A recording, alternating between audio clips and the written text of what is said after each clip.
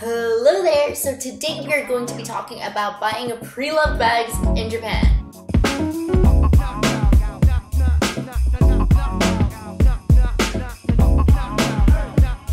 Grab yourself something nice to drink for this week's coffee time. I am drinking a chamomile herbal tea. So I've been traveling for quite a bit and I'm really happy to finally be back in San Francisco being able to film this video. It is amazing. Also, this beret, if it goes out of place, if it does something crazy, you just ignore it. The beret just likes to migrate. I was in Japan a few weeks ago and I've made the first pre-loved luxury bag purchase of my life. I recently kind of got into this whole bag thing, and I think it's because I watched a documentary about luxury bags, and one thing led to another, led to this really dark hole of looking at all of these amazing bags. I don't think I'm gonna start a crazy collection anytime soon, but I have now learned to appreciate some of these bags. Growing up, I never thought that I would be someone to make these sort of purchases just because I really kind of don't care for name brand goods. I don't know if it's getting a little bit older what it is, but now these bags are so fascinating to me. There's this whole community of people that collect stuff, and it's just awesome. So the last time I was in Japan, I met up with my good friend Tifa, and she kind of introduced me to this whole crazy world of secondhand bag shopping. This is the bag that I got. I love it to death. It is a Louis Vuitton Montsouris. I bet I'm saying that completely wrong. I've wanted this bag for quite a while and they don't make it anymore. They make a newer version, but it doesn't really have the leather bottom, and I just love how this looks. And yeah, it is in great, amazing condition. And that's the thing that I noticed when I went secondhand shopping in Japan. People really take good care of their clothes and their bags and just everything. So not gonna lie, my first experience doing this, I was kind of scared. And I went to the internet for some guidance, and there weren't a lot of guides on people's experiences. You know, I read one or two blogs, but there wasn't a whole lot of information out there, which is why I decided to make this video.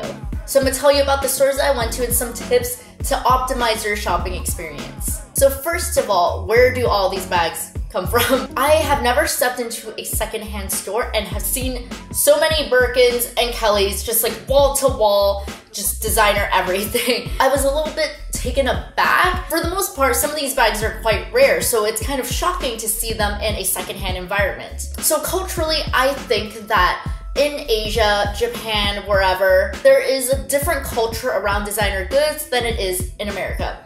I feel like in America, when people wear designer goods, you see them as a little bit extra, but in Asia, I find that people like to spend money on things that will last longer. So I think culturally, that's one thing. Second thing, I just wanted to tell this fun story. I had a friend tell me that her friend of a friend or someone she knows, they're a hostess. And for those that don't know, hostess is a little bit like an escort without the whole sex thing. I don't know with the sex thing. I'm not here to judge. Do what you do to get that cash, girl.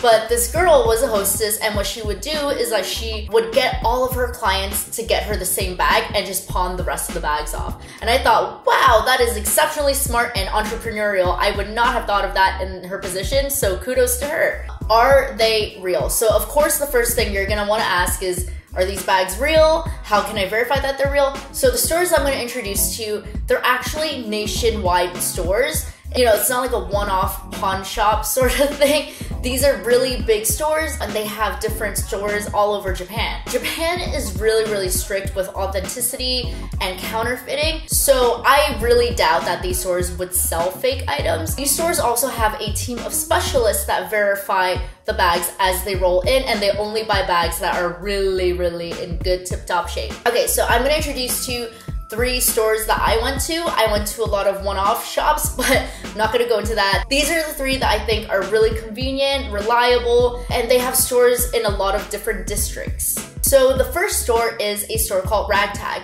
So the one I went to was in Omotesando, which is right next to Harajuku. I think that this store is a little bit younger and fresher. Their focus isn't only on, designer stuff. They have a lot of streetwear, I saw Yeezys, I saw Supreme.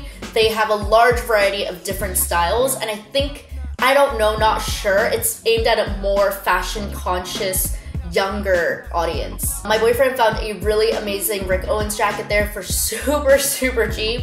The second is a huge, huge store. It's called Komenhyo. I'm not sure if they are the biggest or second biggest designer reseller in all of Japan. So the Komenhyo I went to was in Shinjuku. It was 6 floors of designer goods and it was massive. If you walk in, you kind of can't tell that it's a secondhand shop. It definitely looks like a regular department store. And with that said, I did feel like it was a little bit stuffier. People were in suits, people like followed you around. I mean, everyone was really helpful, but the vibe was a lot stuffier and less relaxed when you're shopping. The last store, Daikokuya. I think Daikokuya is a little bit of a smaller store. The one I went to was in Shinjuku and it was 2 or 3 floors. Aesthetically, I think Daikokuya looks a little bit crazy. If you didn't know that you're looking at like Hermes and Birkins and whatever, you kind of just think it's, I don't know, just any bag store. It looks crazy in there. I don't know what it is, but they just kind of put their bags up against each other, like right next to each other and stacking them to the brim. It's just a lot going on. There's neon lights, and then like when you walk in, there's like a giant sign. It's like neon too. You kind of have to look past its aesthetic and just go there for the contents. So some tips when you're shopping. First tip is you should already be doing this, but if you're not, bring your passport. If you bring your passport around, you can get tax-free purchases. So if you're not already doing this, you have to do it for this purchase because it will probably be a big purchase and that tax will save you a ton of money. Go in knowing what you want and the price points of what you want. This is one thing that I found kind of strange. When I was walking around the shops, a lot of the more popular products were very similar in price as retail in America. I think this is because of customs and taxes of importing luxury goods into Japan. So a lot of the times when things are really popular, the price is very similar to if you bought it like new in America. With that said, if you have a smartphone, you should use it while you're shopping. I was so shocked because I was looking at this purse and it was seriously, I think, $100 off of if I bought it in America new. Don't buy from the first shop. So I know when you're going into this, you might be all googly-eyed and you might want to just like spring and just purchase what you want from the first shop. I highly recommend going to a few different shops and looking at the other items before committing to a purchase. And this is because these items are secondhand. You might find the item that you want, but at a much better price or a much better quality. When I was looking at the backpack that I wanted, I actually found the same backpack in 3 different stores. Every backpack had some sort of cosmetic imperfection. Some of them had water stains on the leather or cracked leather, and I went around to every store until I found one that was at the best price for the best quality. Yes, what you're buying is not new. Examine it for cracks, rust, discoloration. You don't want to go home and find out that there's like a huge stain in your bag.